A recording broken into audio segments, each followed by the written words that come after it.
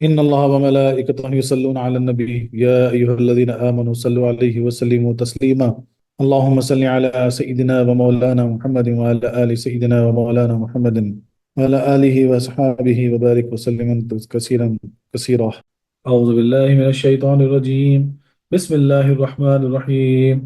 أم تقولون إن إبراهيم وإسماعيل وإسحاق ويعقوب والأسباط كانوا هدى أو نصارى قل أأنتم أعلم أم الله ومن أظلم ممن كتم شهادة عنده من الله وما الله بغافل عما تعملون صدق اللہ العلی العظیم. یا کہتے ہو تم تحقیق ابراہیم اور اسماعیل اور اسحاق و یعقوب اور ان کی اولاد تھے یہودی یا عیسائی، فرما دو کیا تم زیادہ جاننے والے ہو یا اللہ؟ اور کون ہے بڑا ظالم اس سے جو چھپائے گواہی کے جو پاس ہے اس کے اللہ کی طرف سے، اور نہیں ہے اللہ بے خبر اس سے جو کرتے ہو تم. تفسیراً جو لکھا جاتا ہے ویسے ہے کہ بلکہ تم یوں کہتے ہو ابراہیم و اسماعیل اور اسحاق و یعقوب اور ان کے بیٹے یہودی یا نصرانی تھے. تم فرما دو کیا تمہیں علم زیادہ ہے یا اللہ کو؟ اور اس سے بڑھ کر ظالم کون جس کے پاس اللہ کی طرف سے کی گواہی ہو اور وہ اسے چھپائے، اور خدا تمہارے کوتکوں یعنی بولتے نا شرارت کو یعنی بد کردار کو سے بے خبر نہیں ہے، یعنی تمہاری بد کرداری سے بے خبر نہیں ہے. اس آیت کا پچھلی آیتوں سے چند طرح تعلق ہے. اہل کتاب نے دو دعوے کیے تھے، ایک یہ کہ ہم کچھ بھی کریں برے بہرحال اللہ کے پیارے ہیں، اور دوسرا یہ کہ ہم بڑے پیغمبر یعنی ابراہیم علیہ السلام کے ہم مذہب ہیں، وہ بھی ہمارے ہی دین پر تھے. پچھلی آیت میں ان کی ایک بکواس کی تردید کی گئی، اب دوسری بات کی تردید کی جا رہی ہے. پچھلی آیت میں اہل کتاب کے رب تعالیٰ پر اتہام لگانے کی تردید تھی کہ ہمارے عیبوں سے بھی راضی ہے. اب ان سے اس اہتمام کی تردید ہے جو انہوں نے پیغمبروں پر باندھا کہ وہ یہودی تھے.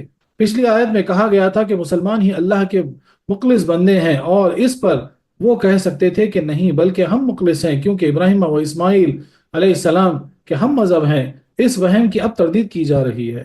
ام تقولون، یا تو ام متصلہ ہے یعنی اے اہل کتاب کیا تم خدا کو اتہام لگاتے ہیں کہ وہ ہمارا یا ان پیغمبروں کو کہ وہ ہمارے ہی دین پر تھے، یا منفصلہ یعنی تم خدا پر ہی اتہام نہیں باندھتے بلکہ پیغمبروں پر بھی کہ تم ان کے متعلق کہتے ہو کہ ان ابراہیم و اسماعیل و اسحاق و یعقوب والاسباط، یہ سارا خاندان نبوت خیال رہے کہ اسحاق علیہ السلام کی اولاد کو اسباط اور اسماعیل علیہ السلام کی اولاد کو قبائل کہا جاتا ہے یعنی قبیلے. تفسیر البیان میں لکھا ہوا ہے کانوا ہدن او نصارا، یہودی تھے یا عیسائی اور ہم ان کے پیروکار، لہٰذا بہرحال محبوب کردار.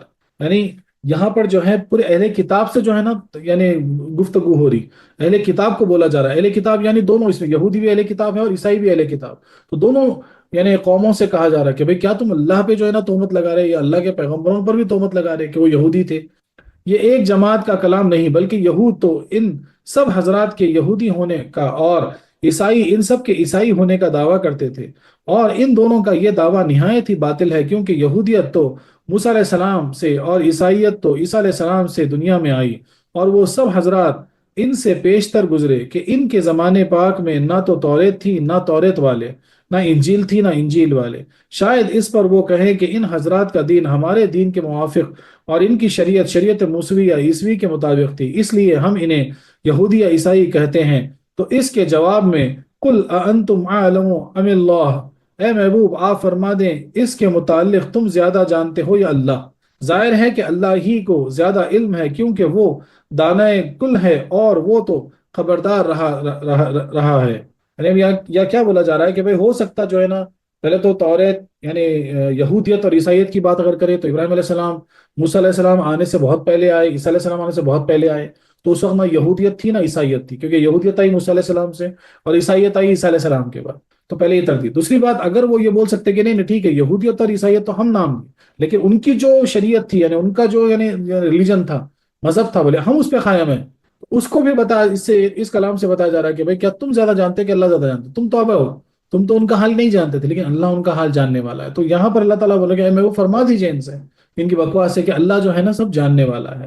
ما کان ابراہیم یہودی یوم ولا نصارا نین ولکن کان حنیفا مسلما، کہ ابراہیم علیہ السلام نہ تو یہودی تھے نہ عیسائی، وہ تو ان سب سے علیحدہ رب تعالیٰ کے مطیع تھے.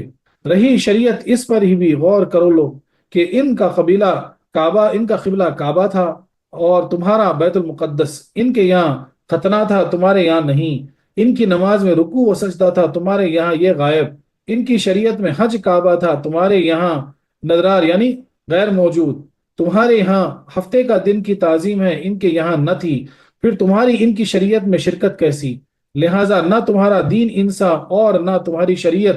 اور سب سے بڑا غضب تو یہ ہے کہ توریت اور انجیل نے بھی خبر دی کہ ابراہیم علیہ السلام اور ان کی اولاد دین حنفی پر تھی اور ان پر یہودیت کے احکام نہ تھے. تفسیر عزیز میں لکھا ہوا ہے. اب فیصلہ کر لو. ومن ازلم ممن کتم شہادت عنده من اللہ، کہ اس بدبخت سے بڑھ کر ظالم کون ہے کہ جس کے پاس اللہ کی گواہی موجود ہو اور وہ اسے چھپائے. یعنی تمہاری کتابوں میں رب کی گواہی موجود ہے کہ حضرت ابراہیم علیہ السلام یہودی عیسائی نہ تھے، اور پھر تم اسے چھپاتے ہی نہیں بلکہ بدل کر پیش کرتے ہو کہ رب تعالیٰ کہتا ہے کہ وہ یہودی نہ تھے اور تم کہتے ہو کہ تھے. جب شہادت الہیہ کو چھپانے والا بڑا ظالم تو تم بدلنے والوں کا کیا درجہ ہوگا.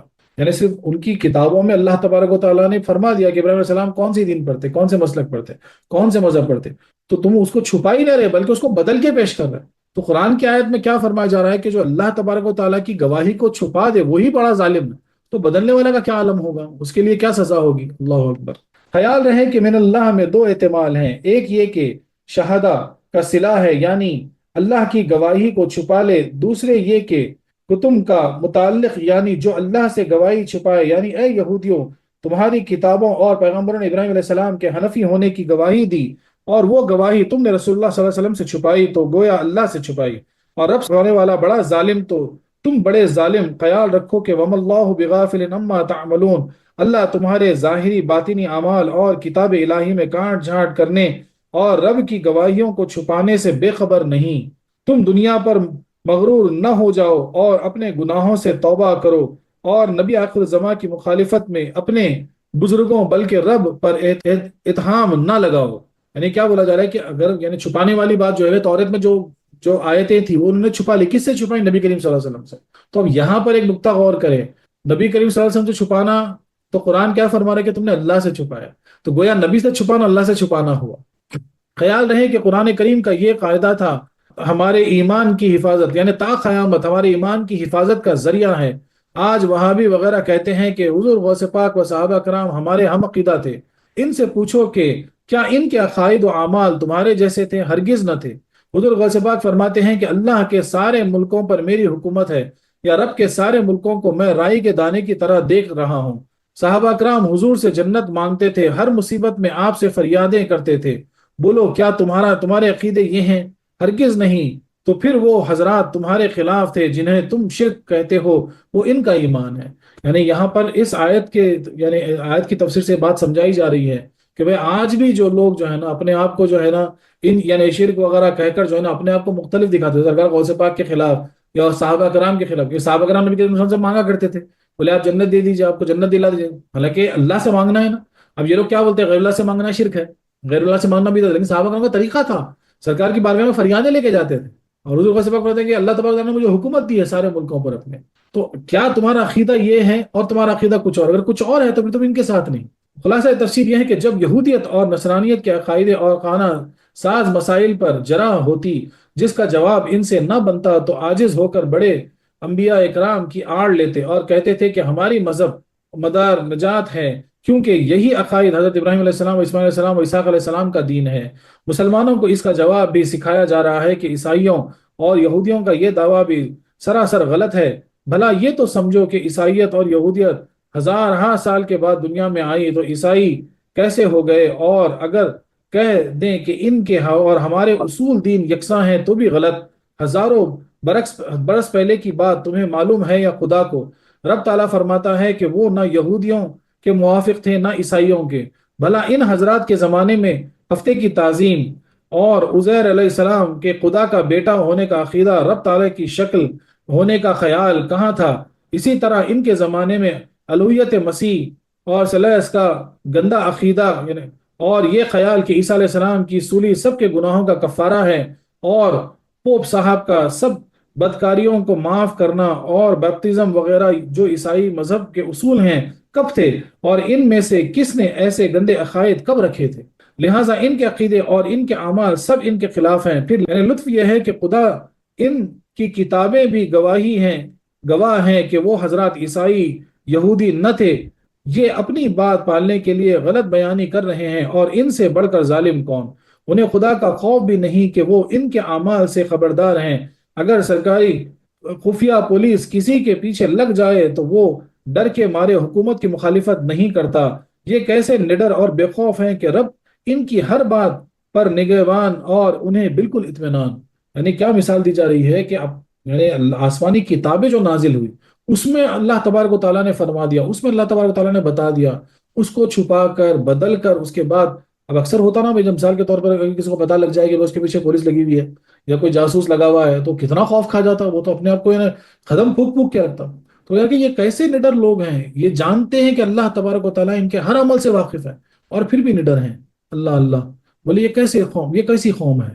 تو اب یہ آیت جو اس وقت نبی کریم صلی اللہ علیہ وسلم کے دور میں جو یہودیوں کے برعکس جو یہ آیت آئی، ذرا آج کے معاشرے سے اس آیت کو غور کریں کہ آج کتنے ایسے مسلمان جو نام کے مسلمان لیکن کتنے نڈر ہیں، جانتے ہیں کہ ہر اعمال کو اللہ تبارک و تعالیٰ دیکھ رہا ہے، اپنے ہر اعمال کی خبر اللہ تبارک و تعالیٰ کے پاس ہے، لیکن پھر بھی جو ہے نا نفسانیت پہ نفسانیت، گناہوں پہ گناہ مطلب کری کیے جا رہے ہیں، بس جھوٹ پہ جھوٹ، حسد پہ حسد، ریاکاری، بدکاری، دکھاوا نہ، یعنی غور تو کرو، ہر وہ اعمال سے اللہ باخبر ہے اور پھر بھی اتنا نڈر بنا۔ اللہ اکبر۔ یہاں پر ایک لطیفہ ہے کہ ایک مسلمان نے کسی پادری سے پوچھا کہ ایمان کے جز کتنے ہیں؟ اس نے کہا 3، ایک رب کی ربوبیت جاننا، دوسرے روح القدس یعنی عیسیٰ علیہ السلام کی الوہیت کو ماننا، تیسرے کفارے کا عقیدہ رکھنا کہ مسیح کی سولی سب کے گناہوں کا کفارہ ہے۔ تو کسی مسلمان نے کوئی ایک یعنی چرچ میں جو فادر وغیرہ ہوتے ہیں نا ان سے پوچھ لیا کہ بھائی ایمان کے کتنے جز ہے تمہارے پاس؟ بولے 3 ہیں۔ بولے تینوں جز کیا ہے؟ تو بولے ایک جو ہے نا جو ربوبیت یعنی 3 ہے، ایک رب کی ربوبیت کو جاننا، اللہ کو ماننا، دوسرا جو ہے نا عیسیٰ علیہ السلام روح القدس سے کر کے ماننا، اور تیسرا یہ ماننا کہ جو ہے نا آپ سولی پر چڑھ گئے سب کے گناہوں کا کفارہ ہو گیا۔ 3 چیزوں کو ماننے کے تو آپ ایمان کے جز ہے کر کے بولا۔ مسلمان بولا تمہارا ایمان بڑھ کر ہے یا ابراہیم علیہ السلام کا؟ اور اس نے سوال کیا پادری صاحب سے، بولا آپ کا ایمان بڑھ کے کہ ابراہیم علیہ السلام کا؟ وہ بولا کہ ابراہیم علیہ السلام کا۔ تو مسلمان نے کہا کہ یہ ناممکن کہ ان کا ایمان تہائی اور تمہارا ان سے تگنا، کہ انہیں فقط خدا پر ایمان لانا میسر ہوا کہ وہ مسیح علیہ السلام سے پہلے تھے اور تمہارے ہاتھ تینوں لگے۔ عیسائی شرمندہ تو ہوا مگر جھانپ اتارنے کے لیے، یعنی بولتے نا وہ بے عزتی اتارنے کے لیے لگا کہ کہنے لگا کہ تمہارے یہاں بھی ایمان کے 2 جز ہیں، ایک لا الہ الا اللہ، دوسرے محمد رسول اللہ۔ اور ابراہیم علیہ السلام جب محمد مصطفیٰ صلی اللہ علیہ وسلم سے پہلے ہوئے تو انہیں محمد صاحب کی نبوت ماننے کا موقع نہ ملا۔ تو ایک تو شرمندہ ہوا اپنی بات پہ، پھر اس کے بعد پھر کیا بول دیا معلوم ہے؟ بولا تمہارے پاس بھی تو 2 جز ہیں، بولے ایک لا الہ الا اللہ ہے، دوسرا محمد رسول اللہ ہے، اور ابراہیم علیہ السلام کو تو محمد رسول اللہ صلی اللہ علیہ وسلم ملے نہیں۔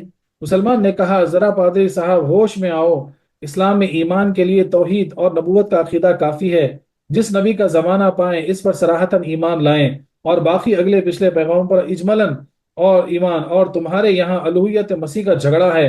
آخر کار عیسائی شرمندہ ہو گیا۔ یعنی مسلمان پھر کیا بولا کہ پادری صاحب بولے ذرا صبر کرو، بولے اسلام میں کیا ہے؟ توحید کو ماننا ہے، اور جو بھی نبی کا زمانہ ملا اس نبی پر ایمان لانا ہے، بولے توحید مکمل ہوگی، اور یہ ایمان رکھنا ہے کہ اگلے پچھلے جتنے پیغمبر ہیں ان پہ ایمان رکھتے ہیں، بولے یہ ہماری توحید ہے، بولے یہاں پر کوئی ہمارا جھگڑا نہیں ہے، تمہارا پاس تو عیسیٰ علیہ السلام کا یعنی اللہ کا بیٹا ہے، پھر مرے نہیں ہے زندہ، کیا اس پہ ہی جھگڑا ہے؟ وہ شرمندہ ہو گیا۔ یعنی جیسے ہم تمام گزشتہ پیغمبر پر اجملاً یوں ایمان لاتے ہیں کہ سارے پیغمبر برحق ہیں، خواہ ہمیں ان کے نام و حالات معلوم ہو یا نہ ہو، اسی طرح حضرت ابراہیم علیہ السلام اور ان کی امت آئندہ ہونے والے رسولوں پر بھی اجملاً ایمان لائے کہ جتنے نبی آئندہ ہوں گے ان سب پر ایمان ہمارا ایمان ہے۔ اور حضرت ابراہیم علیہ السلام حضور محمد مصطفیٰ صلی اللہ علیہ وسلم سے واقف تھے کہ آپ کے لیے رب سے دعائیں مانگے، ہم تو پڑھ چکے، آپ تو نبی کریم صلی اللہ علیہ وسلم کے لیے مخصوص اللہ سے دعا مانگے کہ میری اولاد میں ہو۔ سبحان اللہ سبحان اللہ۔ تو پھر وہ شرمندہ ہو گیا۔ اس آیت سے چند فائدے حاصل ہوئے۔ ایک انبیاء کرام سے مخالفین کے اتہامات اٹھانا سنت الہیہ ہے۔ دیکھو اہل کتاب نے ان پیغمبروں پر تہمت اور عیسائیت کا الزام لگایا، اور یعنی یہودیت اور عیسائیت کا الزام لگایا، اور رب نے اسے دفع فرما کر اسی طرح زمانے موجودہ میں کفار مرتدین نے حضور صلی اللہ علیہ وسلم پر الزامات لگائے ہیں۔ ان کو دفع کرنا عبادت ہے، اور ان پر یہ اور سنت الہیہ پر عمل ہوا۔ یعنی کیا بولا جا رہا ہے کہ جب نبیوں پر پیغمبروں پر تہمتیں لگائی جاتی تو اللہ تبارک و تعالیٰ اس کو رد کر دیا قرآن میں۔ اس دور میں کوئی اگر نبی کریم صلی اللہ علیہ وسلم پر الزام لگائے تو کوئی تہمت لگائے تو اس کو دفع کرنا سنت الہیہ ہے۔ گواہی چھپانا ظلم ہے، اور بدلنا بڑا ظالم۔ گواہ پر لازم ہے کہ ضرورت کے وقت گواہی دے، یعنی اگر کوئی گواہ ہے تو گواہی دینا ضروری ہے، لازمی ہے، اس کو نہیں چھپانا، ورنہ وہ ظالم ہو جاتے، ظالموں میں سے ہو جاتے۔ گواہی دینے والوں کے مختلف ثواب ہیں، اور چھپانے والوں کے مختلف عذاب۔ جیسا گواہی ویسا ہی اس پر ثواب و عذاب۔ سب سے بڑی گواہی عقائد کی ہے کہ اس کا چھپانا کفر اور اس کا ظاہر کرنا ایمان۔ سب سے بڑی گواہی یعنی عقیدے کی ہے، یعنی ایمان کی ہے، توحید کی ہے۔ اس لیے ہر نماز میں بولتا ہے نا، اشہد ان لا الہ الا اللہ، میں گواہی دیتا ہوں کہ نہیں کوئی معبود سوائے اللہ کے، واشہد ان محمد عبدہ ورسولہ، اور نبی کریم صلی اللہ علیہ وسلم اللہ کے رسول اور بندے ہیں۔ پھر گواہی آپس کے معاملات کی ہے۔ اگر گواہی کے چھپانے سے کسی کا حق مارا جائے تو اس کا چھپانے والا گنہگار۔ اسی طرح چاند وغیرہ کی گواہی ضروری ہے کہ اس پر مسلمانوں کی عبادت موقوف ہے۔ بعض گواہان وہ ہیں جن کا چھپانا ثواب۔ اگر تمہیں کسی مسلمان کے خفیہ عیب کی خبر ہے تو اس پر پردہ ڈھانک لو، اللہ تمہارے عیب چھپائے گا۔ ہاں، شریر و مفسد کا عیب ضرور ظاہر کر دو تاکہ لوگ اس کے فتنے سے بچ جائیں۔ اسی لیے یہاں شہادت میں من اللہ کی قید لگائی، یعنی اللہ کی گواہی چھپانے والا بڑا ظالم ہے، نہ کہ ہر گواہی کا چھپانے والا۔ تو یہاں کیا مثال دی جا رہی ہے کہ ہر گواہی کو چھپانے والا ظالم نہیں ہوتا۔ اگر کسی کا حق مارے جا رہا اور آپ خاموش ہیں، اس گواہی کو چھپا لے تو آپ ظالم ہیں، آپ کو گنہگار، آپ کو گناہ ملے گا۔ ہاں، اگر کسی کا عیب آپ پر ظاہر ہو جائے، خفیہ عیب یعنی چھپا، یعنی کسی کا جو ہے نا کوئی عیب آپ پر ظاہر ہوا تو اس کو چھپا دینا، اس کی گواہی نہیں دینا، وہ الٹا ثواب ہو گیا۔ اللہ تبارک و تعالیٰ آپ کے عیب پہ پردہ ڈال دے گا۔ اگر آپ دوسروں کے عیب پہ پردہ ڈالو گے تو اللہ تعالیٰ آپ کے عیبوں کو چھپا دے گا، آپ کے عیبوں پر پردہ ڈال دے گا۔ سبحان اللہ، سبحان اللہ۔ ہاں، لیکن کوئی اگر جو ہے نا فسادی ہے تو اس کا عیب ظاہر کرو تاکہ لوگ جو ہے نا اس کے فساد سے بچیں۔ اسی لیے آیت میں جو ہے نا کیا بولا جائے، من اللہ کر کے اللہ کی طرف خیر لگا دی گئی، تو اللہ کی گواہی کو چھپانا، اللہ سے گواہی کو چھپانا ظلم ہے کر کے بولا گیا۔ بارگاہ مصطفیٰ صلی اللہ علیہ وسلم بارگاہ خدا تعالیٰ ہے کہ ان کا مجرم رب کا مجرم ہے، جیسا کہ من اللہ کی دوسری تفسیر سے معلوم ہوا، یعنی حضور سے گواہی چھپانا گویا خدا سے گواہی چھپانا ہوا۔ خصوصاً سید الانبیاء کے فضائل چھپانا اور آپ کی نعت کی آیتیں ظاہر نہ کرنا، ہمیشہ ان میں نقص ثابت کرنے کی کوشش کرنا طریقہ یہود ہے۔ اس سے وہ لوگ عبرت پکڑیں جو ہمیشہ انما انا بشر سناتے ہیں، کبھی حضور کے فضائل کی آیت کا ذکر نہیں کرتے، کیونکہ وہ اس عمل سے وراثتاً یہود کے مستحق ہیں۔ یعنی اب بہت سے یعنی اکثر جو ہے نا اہل حدیث ہو یا تبلیغی ہو یا یعنی یہ بہت سارے جو فرقے ہیں، ان میں کیا ہوتا معلوم ہے، یہ کبھی نبی کریم صلی اللہ علیہ وسلم کے فضائل پر جو آیت اتری نا اس کی طرف وہ آیت نہیں پڑھتے، اکثر وہی آیت پڑھتے کہ انا بشر مثلکم، بولے میں کام بشر ہوں۔ تو یعنی ان کا یعنی جیسے یہود جو ہے نا چن چن کے جو ہے نا آیتیں نکالا کرتے تھے، بات کیا کرتے تھے کہ کیسے جو ہے نا نبی کریم صلی اللہ علیہ وسلم کے جو ہے نا بے حرمتی کریں مثال کے طور پر، تو یہ لوگ بھی اس میں لگے ہوئے ہیں۔ تو سوچو کس کا طریقہ ہے یہ، کس کا طریقہ فالو کر رہے ہیں۔ اللہ اکبر۔ صوفیہ کرام فرماتے ہیں کہ تمام گناہوں کی اصل اپنی بڑائی اور ریاکاری ہے۔ حق ہے، حق ہے، حق ہے، یعنی تمام گناہوں کی جڑ یعنی اصل جو ہے نا وہ کیا ہے، وہ اپنی بڑائی اور ریاکاری ہے۔ یعنی میں بڑا، میں اچھا، میرا مقام اونچا، اور ریاکاری تکبر ہے۔ یہودیوں کی یہ ساری حرکتیں خدا کو الزام لگانا، پیغمبر اتہام باندھنا، صرف اپنی بات پالنے کے لیے تھا کہ ہماری بات کسی طرح رہ جائے، بولے صرف اپنا بڑپن دکھانے کے لیے، صرف جو ہے نا اپنی بات رکھنے کے لیے نا اللہ پہ تہمت لگا دیے، پیغمبروں پہ تہمت لگا دی، اتنی سب کچھ کر بیٹھے۔ اس کا علاج اخلاص ہے، اور اس کا علاج کیا ہے؟ اخلاص ہے۔ اگر ایسا کسی کو محسوس ہوتا ہے کہ بھائی اپنے اندر جو ہے نا یہ بیماری ہے، یعنی بڑپن ظاہر کرنے والی بیماری اور جو ہے ریاکاری والی بیماری، تو اس سے بچنا اگر ہے تو اس کا علاج کیا ہے؟ اخلاص ہے۔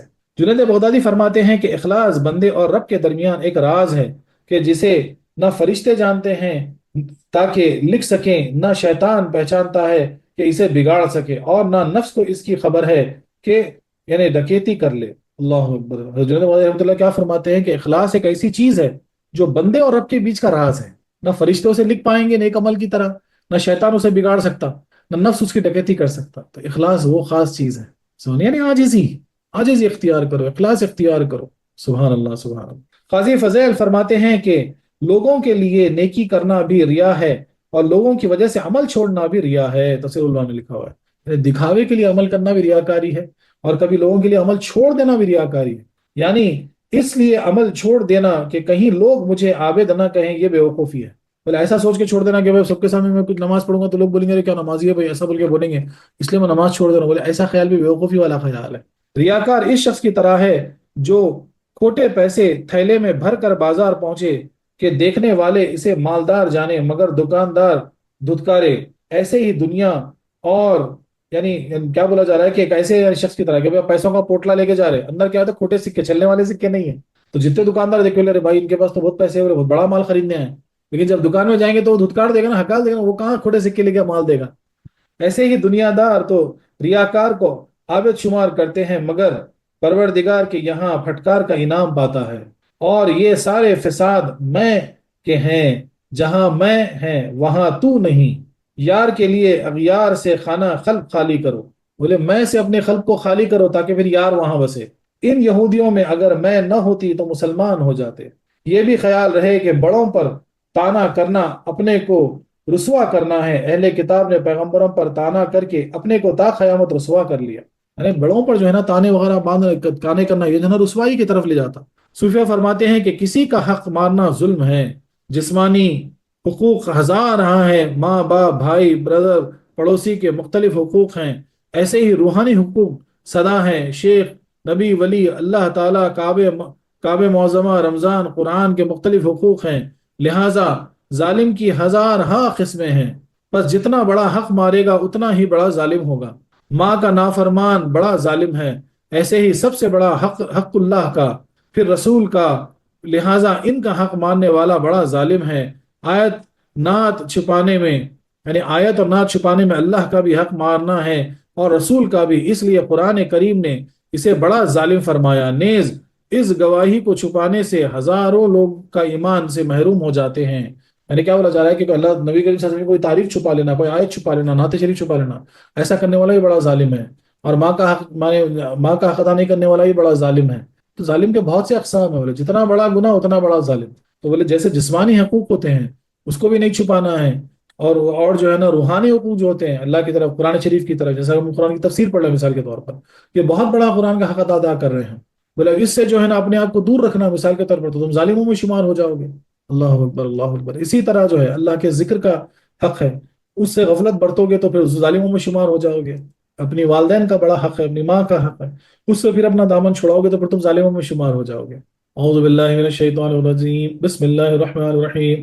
تلک امت قد خلت لها ما كسبت ولكم ما كسبتم ولا تسألون عما كانوا يعملون. صدق اللہ العلی العظیم. یہ ایسی جماعت ہے بے شک گزر گئی واسطے اس کے وہ ہے جو کمائی اس نے، اور واسطے تمہارے وہ ہے کمایا تم نے، اور نہ سوال کیے جاؤ گے تم اس سے جو کرتے تھے وہ. اور تفسیر جو لکھا تھا وہ یہ کہ وہ ایک گروہ ہے کہ گزر گیا، ان کے لیے ان کی کمائی اور تمہارے لیے تمہاری کمائی، اور ان کے کاموں کی تم سے پرسش نہ ہوگی. اس آیت کا پچھلی طرح سے کئی طرح تعلق ہے. اہل کتاب نے ابراہیم علیہ السلام اور اسماعیل علیہ السلام کے یہودی یا عیسائی ہونے کا دعویٰ کیا. اس کی نہایت نفیس عقلی اور نقلی تردید کر دی گئی. اس پر وہ کہہ سکتے تھے کہ اچھا اگر ہم ان کے دین پر نہیں تو ان کے نسب میں تو ہیں، یعنی خاندان میں ہیں، ہمارے واسطے اتنی ہی نسبت کافی ہے.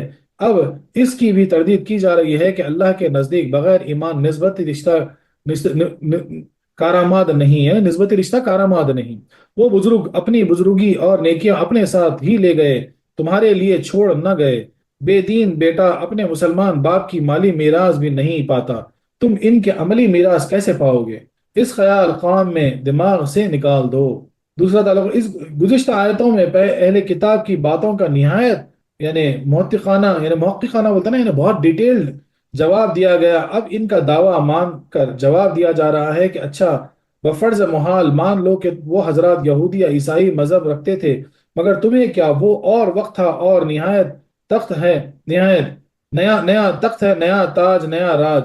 اب وہ دین ختم ہو چکا اور وہ اعمال بھی گئے. اگر آج وہ بھی ہوتے تو اس سلطان کونین کی اطاعت ہی کرتے، جیسا کہ حدیث شریف میں ہے. اب جب تم نے ان کا زمانہ پایا تم ان کی غلامی کرو. رات میں بہت تاریکی اپنی اپنی جگہ چمک لینے اور دنیا والوں نے چراغ، گیس اور بجلی وغیرہ سے روشنی لے لی. اب آفتاب نبوت چمک چکا، دن نکل آیا، سورج کو چھوڑ کر چراغ کی طرف بھاگنا نادانی ہے.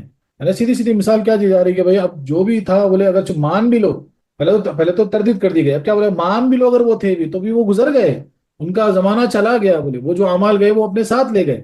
اب یعنی سلطان کونین موجود ہیں، یعنی ان کے غلامی تمہیں کرنی پڑے گی۔ بولے اب سورج نکل گیا، اب تاروں کے پیچھے چاند کے پیچھے مت بھاگو، سورج نکل گیا، بولے چراغ کے پیچھے کیوں بھاگ رہے؟ بولے بےوقوفی ہوگا نا، نکلے سورج میں جو چراغ سلگا رہا، مثال کے طور پر۔ اس آیت کی پوری تفسیر ہم قریب ہی میں کر چکے ہیں، یہاں اتنا اور سمجھ لو کہ یہ آیت بلا وجہ نہیں دہرائی گئی، بلکہ وہاں اور لطف دے رہی تھی اور یہاں کچھ اور رنگ دکھا رہی ہے۔ یہاں یہ بتانا مقصود ہے کہ اے اہل کتاب، اپنے باپ داداؤں کے دین پر نہ اڑے رہو، جیسا کہ انہوں نے اپنے سے پہلی شریعتوں کو منسوخ کیا تھا، کہ نوح علیہ السلام سے آدم علیہ السلام کی شریعت منسوخ اور ابراہیم علیہ السلام سے پچھلی شریعتیں ختم، ایسے ہی نبی آخر الزماں کی شریعت سے موسوی اور عیسوی منسوخ ہو گئی، تو کیوں کیوں چیختے ہو؟ یہ تو پہلے سے چلا آ رہا ہے۔ اگر آج کوئی شریعت آدم علیہ السلام کی آڑ لے کر اپنی بہن سے نکاح کرنا چاہے تو دیوانہ ہے، ایسے ہی دین مصطفی کی موجودگی میں جو توریت پر عمل کرے وہ پاگل ہے۔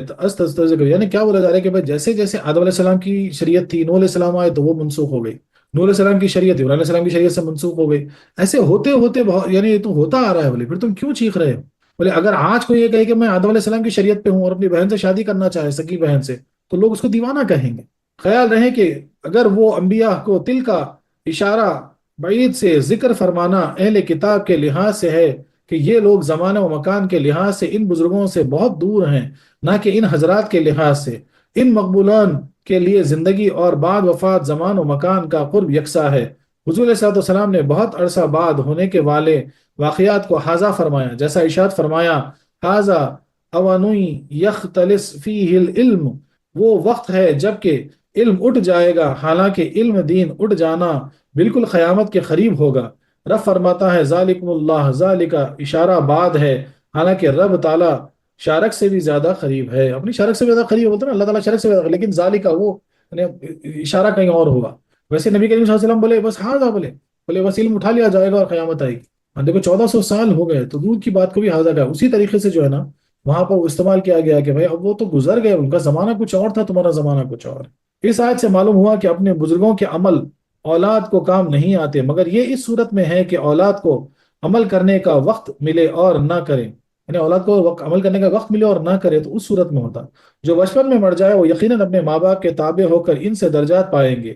متقی مسلمانوں کے فوت شدہ بچے جنت میں اعلیٰ مقام پائیں گے، جو متقی مومن مسلمان ہوں گے ان کے بچے جنت میں اعلیٰ مقام پائیں گے، اور فاسق مسلمانوں کے چھوٹے بچے وہ مراتب حاصل نہ کر سکیں گے۔ جو فاسق مومن مسلمان ہوتے ہیں ان کے اگر نونہال بچے بھی گزر جائیں تو ان کو ویسا مقام نہیں ملے گا۔ اللہ اکبر، اللہ اکبر۔ تو اس کا پتہ یہ چلا کہ جو بچے جن کو عمل کرنے کا موقع نہیں ملا، اپنے والدین اپنے ماں باپ کے عمل کے اعتبار سے ان کو مقام دیا جائے گا۔ حضور انور علیہ السلام کے چاروں فرزند طیب، طاہر، قاسم اور ابراہیم جو کہ بچپن میں وفات پا گئے، ہمارے چھوٹوں سے کہیں اعلیٰ اور افضل ہیں، یہاں تک کہ بعض روایتوں میں آیا ہے کہ مشرکین کی چھوٹی اولاد اپنے باپ کی تابع ہو کر جہنم میں ہی جائے گی۔ امام اعظم ابو حنیفہ رحمۃ اللہ علیہ نے ان کے بارے میں سکوت فرمایا، یعنی خاموشی اختیار کی، اور یہ تو تم دن رات دیکھتے ہو کہ کفار کے بچوں پر نہ نماز جنازہ پڑھی جائے نہ اس کا باقاعدہ کفن و دفن ہو، آخر یہ کیوں؟ ان بچوں نے کون سا کفر کیا ہے؟ مگر بات یہ ہے کہ وہ اپنے عاقل بالغ ہونے سے پہلے ماں باپ کے حکم میں ہیں۔ ان کی مثال یوں سمجھو کہ زبان کسی کو گالی دے سر پھٹتا ہے، اور زبان اچھا واز کہے تو ہاتھ پاؤں چومے جاتے ہیں۔ دیکھو یہ کی بدی تو زبان نے کی، مگر اس کا نتیجہ دوسرے اعضاء نے بھگتا، کیونکہ اس کے تابع تھے، اسی لیے یہاں سمجھ لو۔ یعنی کیا بولا جا رہا ہے کہ کو کفار کے یعنی چھوٹے معصوم بچے اگر فوت ہوتے ہیں یعنی مر جاتے ہیں مثال کے طور پر، تو انہوں نے کون سا گناہ کیا، وہ کون سا کفر کیا، لیکن پھر بھی ان کو نہ دفن ہوتا نہ کفن ہوتا، نہ جو ہے نا جو جنازہ پڑھا جاتا، وہ تو جیسا کفاروں کے ساتھ ہوتا عمل ان کے ساتھ بھی ویسا ہی عمل ہوتا۔ اسی لیے فرمایا گیا وَلَكُمْ مَا كَسَبْتُمْ، جس سے معلوم ہوا کہ یہ خطاب اس وقت ہے کہ اولاً اولاد سمجھدار ہو کر کسب کے قابل ہو جائے، اس کے باقی قاعدے اور اس کے متعلق اعتراضات و جوابات ہم کچھ پہلی آیتوں تفصیل میں گزر چکے۔ یعنی کیا بولا، یعنی اب اس چیز سے ذرا غور کیجئے کہ کتنی بڑی اللہ کی رحمت ہے، کتنا بڑا اللہ کا فضل ہے، جو با ایمان مسلمان ماں والدین کا جو ہے نا ساتھ ہم کو نصیب ہوا، ہم جو ہے نا با ایمان جو ہے نا پیدا ہوئے۔ اگر کیا بولا جا رہا ہے کہ کفار کے گھر میں اگر جو ہے نا بچے بھی جو ہے نا اگر پیدا ہو کے اگر فوت ہو جائیں، حالانکہ اس کو نہ عقل آئی نہ وہ عمل کیا نہ وہ کوئی کفر کیا، لیکن پھر بھی جو ہے نا ان کے والدین کا ایسا اس کے ساتھ سلوک ہو رہا۔ اللہ اکبر، اللہ اکبر۔ تو کیا کیا کیوں ناممکن تھا؟ اگر اللہ تبارک و تعالیٰ چاہتے تو ہم بھی جو ہے نا ان کفاروں میں ہوتے. اللہ اکبر. اور اللہ کا کتنا بڑا فضل ہے کہ مولا نے اس پاک دامن نیک ایمان اسے ہم کو نوازے، اس دین سے ہم کو نوازے کہ ہمارے درجات بلند ہو گئے. اللہ اکبر، اللہ اکبر، سبحان اللہ، سبحان اللہ. وآخر دعوانا أن الحمد لله رب العالمين.